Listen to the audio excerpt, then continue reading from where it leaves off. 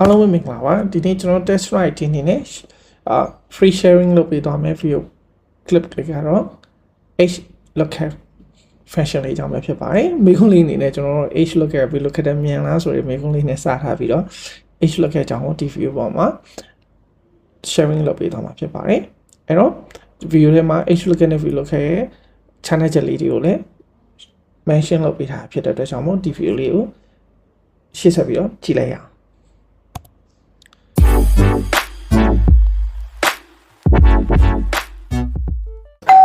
Okay ဒီနေ့ single ဒီ VLOOKUP ပေါ့နော် VLOOKUP ကိုဘာမှန်းလို့ပြောလိုက်တော့မယ် VLOOKUP ကိုနောက်ပိုင်း single လို့ဆိုရင် VLOOKUP ကိုတိတ်မသုံးဖြစ်တော့ဒီ x lookup ပြလာတဲ့ခါ VLOOKUP တိတ်မသုံးဖြစ်တော့ဘာလို့ဆိုတော့3ယောက်ပြရတာပို့ပြီးတော့လွိုက်ကိုပြီးတော့ပို့ပြီးတော့မြင်ဆန်တယ်ဒါကြောင့်မို့ VLOOKUP ကိုဟော single လို့တိတ်မသုံးဖြစ်ကြအောင်အဲ့တော့ h lookup ဆိုတာဘာလဲပေါ့နော်ဒီ x lookup ကြောင်းကျွန်တော်ရှင်းပြမယ်အဲဒီအပိုင်းမှာတော့ကျွန်တော်လုံးဝ h lookup ကို v lookup နဲ့ပုံစံတူဟာလေးကိုပဲတစ်ချက်ပြပြနိုင်မယ်ပြီးမှ h lookup ရဲ့အသုံးဝင်ပုံလို့နောက်ထပ် for video တစ်ခုနှစ်ခုလောက်ပေါ့ maybe ပေါ့အဲ့လိုမျိုးလေး create လုပ်ပြီးတော့ကျွန်တော်တစ်ချက်ပြပြပေးမယ်နော် okay ထုံးစံနိုင်မယ်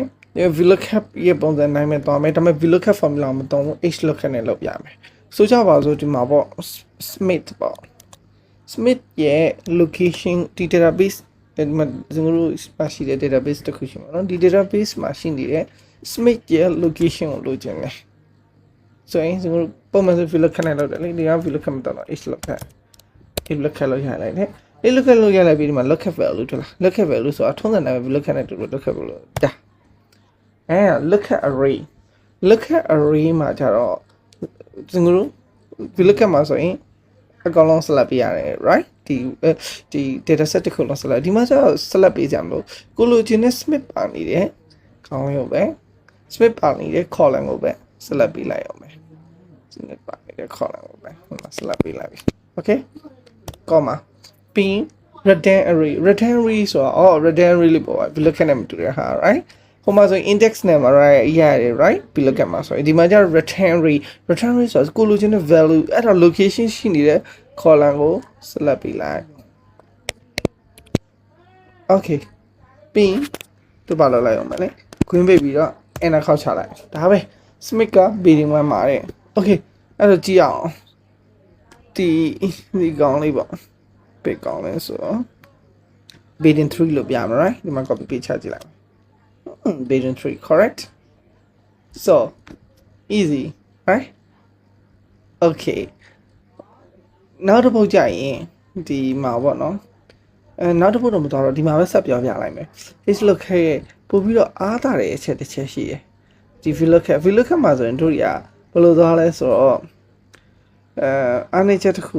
ဆိုကြပါစို့ဒီမှာပေါ့ဘာဖြစ်လဲကိုကြည့်မဲ့စီမှာနှစ်ကြိမ်ထန်တယ်ဒီမှာဆို Smith နှစ်ကြိမ်ထန်တယ် right အဲ့ဆိုကြည့် Smith နှစ်ကြိမ်ထန်တယ်ဒါပေမဲ့ first Smith ရဲ့ idea ဒီလောက် second Smith ရဲ့ idea employee idea ဒီလောက် right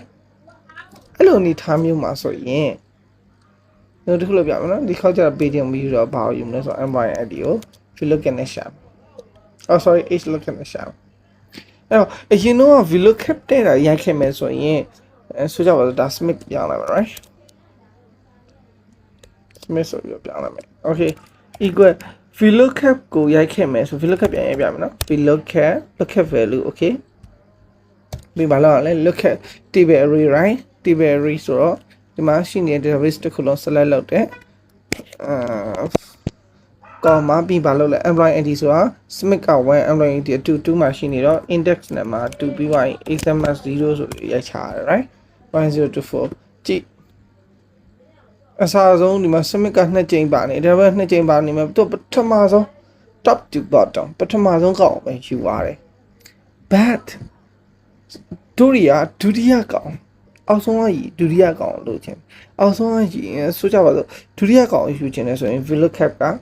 solution မလုပ်နိုင်တော့အဲ့မှာ h lookup ကအလုပ်လုပ်သွားတယ်ပြပြမယ်နော် okay equal h lookup ပြီး lookup value တာ okay lookup array ဒါပေါ့ comma right ပြီး return employee ID ကိုလိုချင်တာ employee ID ကို return rate သတ်မှတ်ပေးလိုက်တယ် okay ဒီမှာကျတော့ index number ရိုက်ဆရာမလို့တော့ပြီး if not found ဆိုတဲ့ဟာလေးကတကယ်လို့ဒါဒီ value ကိုမတွေ့ဘူးဆိုရင်ဘာဖော်ပြပါဆိုရင်လောလောဆယ်ကျွန်တော်ကဘာမှမဖော်ပြချင်တော့ comma ထပ်ကောက်လိုက်တယ်ပြီး exact match လားဟုတ်တယ်ဗျ exact match default တော့ exact match ဆိုတော့0ပေါ့နော်ပြီးနောက်တစ်ခုဒီမှာဒီနားလေးဒီမှာထပ်ပေါ်လာတဲ့ဟာလေး sorry ဒီမှာ search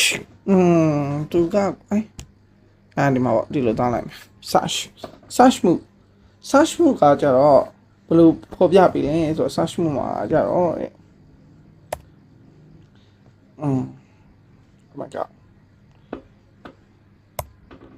ဒီမှာပေါ့ search မှုမှာက first to last ဆိုတာ top to bottom ဆင်းမယ်ဆိုရင်1အဲ့ဒါ default အခုချိန်နေတာ smith ဒုတိယမြောက်အောက်ကရင်စတွေ့မဲ့ကောင်လို့ကျွန်တော်တို့ရဘာယူရမလဲဆိုတော့ -1 လေးလို့ရိုက်ပေးလိုက်တာနဲ့ပုံမှန် VLOOKUP ရဆိုရင် Smith 1054ဆိုတဲ့ return အဲ့ဒါsorry value ကို return ပြန်ပေးရမယ်ဒါပေမဲ့အခု -1 လို့ရိုက်ထားတာဖြစ်တဲ့တော့11310လို့ပြန်ပေးလိုက်မယ် you see here okay ဟာဒါပဲH lookup VLOOKUP ရဲ့အနေချက်တစ်ခုကိုဒီမှာ H lookup မှာပြင်သွားတာလေတော်မိုက်တယ် right ဒါသူရဲ့အားသာချက်တစ်ခုပဲ okay နောက်ထပ်ဟာလေးရှိသေးတယ်ဗီဒီယိုရှေ့သွားမှာမဟုတ်လို့ဒုတိယဗီဒီယိုအဲ့လိုမျိုးလုပ်ပြမယ်နော်ဟုတ်အခုကတော့ဒီ recap session ပါနော်ဒီဗီဒီယိုရဲ့ recap ဒီဗီဒီယိုမှာဆိုကျွန်တော်တို့ H lookup ချောင်းကို detail လေးဆွေးနွေးသွားတယ်အခုဒီမှာ recap မှာတော့ကျွန်တော်တို့တစ်ချက်ပြန်ပြီးတော့ဗောနော်ဒါက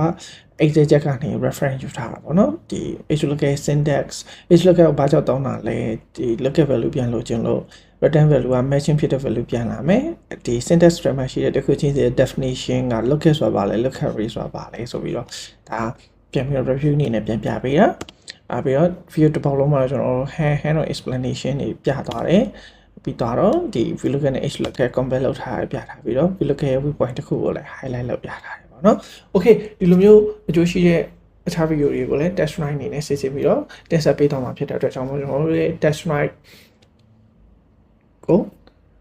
like and subscribe and ပြီးတော့ဆင်ပြေမယ်ဆိုရင်တော့ sharing လေးလုပ်ပေးသွားပါအောင် okay အားလုံးပဲကျေးဇူးတင်ပါတယ် see you နောက် video မှာတွေ့ကြတာပေါ့